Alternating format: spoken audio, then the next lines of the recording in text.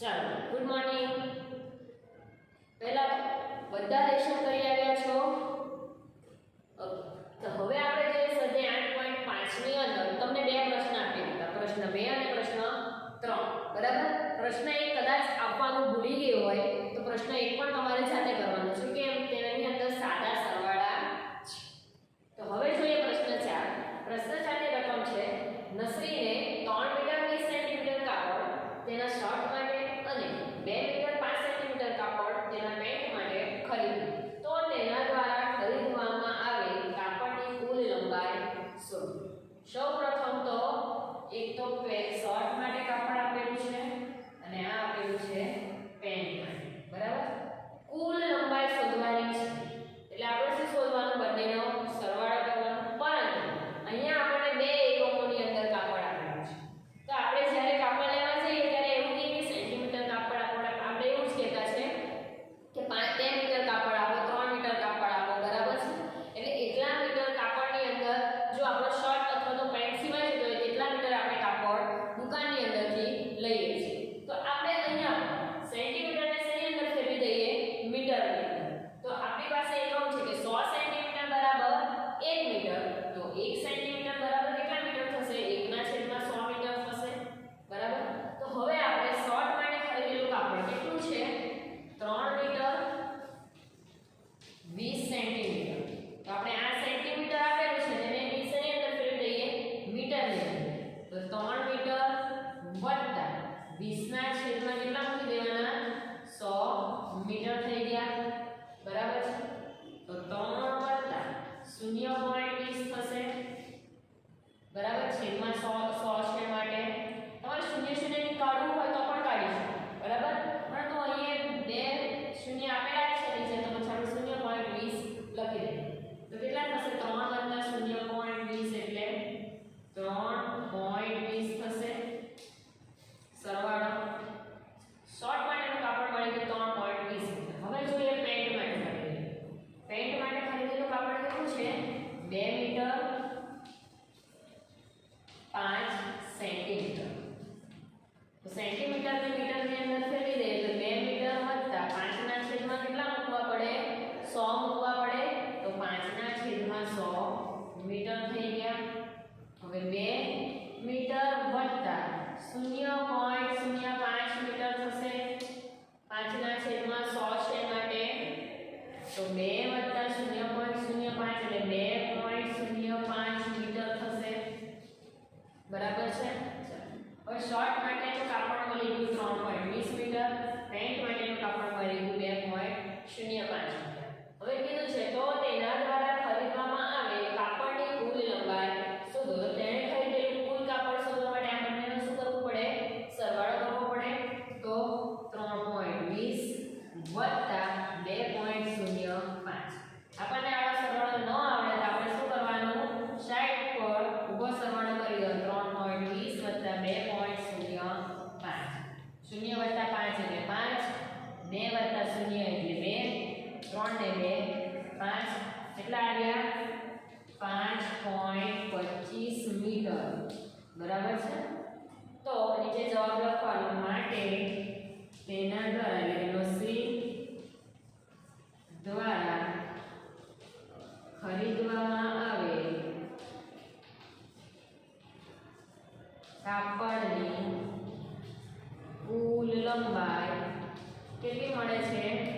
5.25 metre મળે છે. પડી સમજ? નીચે આ જવાબ લખો. 1 માર્ક કટ થાય આપણો. બરાબર? 1 માર્ક ન જાય માટે આપણે નીચે બધા જ દાખલાની અંદર જવાબ લખવાનો છે. હવે પછીનો પ્રશ્ન 5 છે જે તમારે કરવાનો છે. આપણે જોઈએ પ્રશ્ન 6 કે સુનીતાએ તેની શાળા સુધી પહોંચવા 15 કિલોમીટર 268 મીટર બસ દ્વારા, 7 કિલોમીટર 60 મીટર કાર દ્વારા અને 500 મીટર ચાલીને મુસાફરી કરી, તો તેની શાળા તેના ઘરથી કેટલી દૂર હશે? હવે આપણને અહીંયા પણ બે એકમોની અંદર અંતર આપેલું છે. બરાબર છે? બે એકમોની અંદર અંતર આપેલું છે. તો આપણે જે મીટર છે તેને આપણે શેની અંદર ફેરવી દઈએ? કિલોમીટરની અંદર ફેરવી દઈએ, કારણ કે આપણે અંતર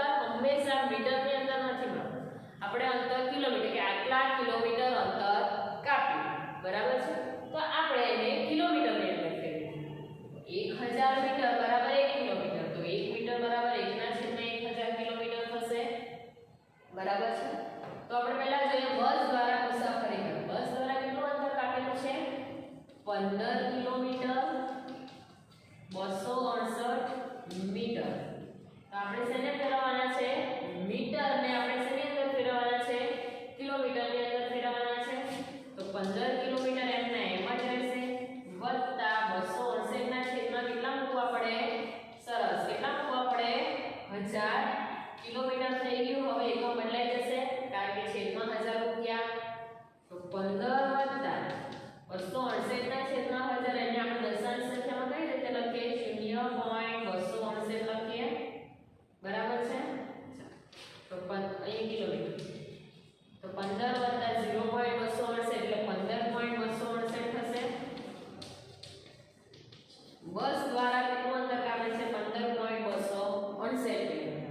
હવે છે કાર દ્વારા તો કાર દ્વારા કેટલું અંતર કાપે છે 7 કિલોમીટર 7 મીટર. આપણે અહીં લખવાનું 7 કિલોમીટર 7 મીટર 7 મીટરને કિલોમીટરમાં ફેરવીએ તો 7 કિલોમીટર વત્તા 7 ના છેદમાં 1000 કિલોમીટર થશે એટલે 7 વત્તા 0.007 કિલોમીટર થશે. જો પોઈન્ટ છેદમાં 3 શૂન્ય છે એટલે પોઈન્ટ પછી 3 સંખ્યા આવી જાય એટલે 007 મૂકીએ બરાબર.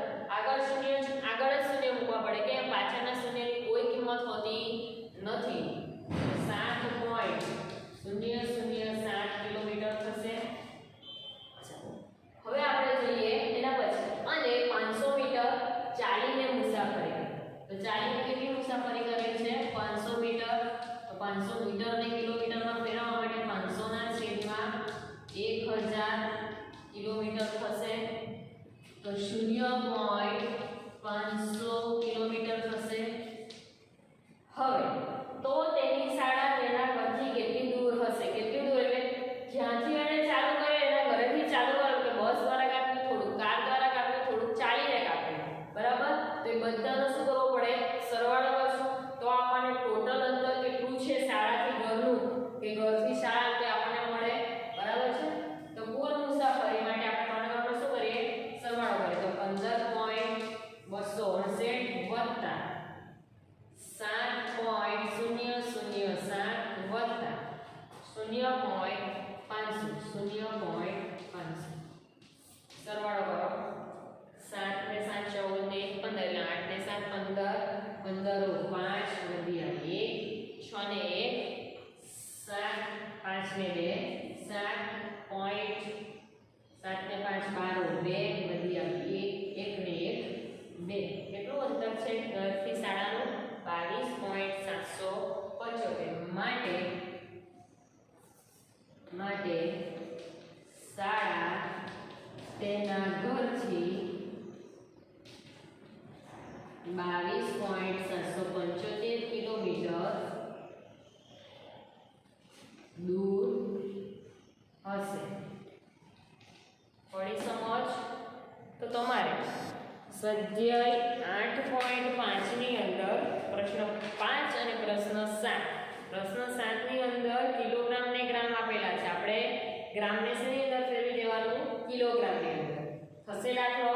એ બે દાખલા તમારે જાતે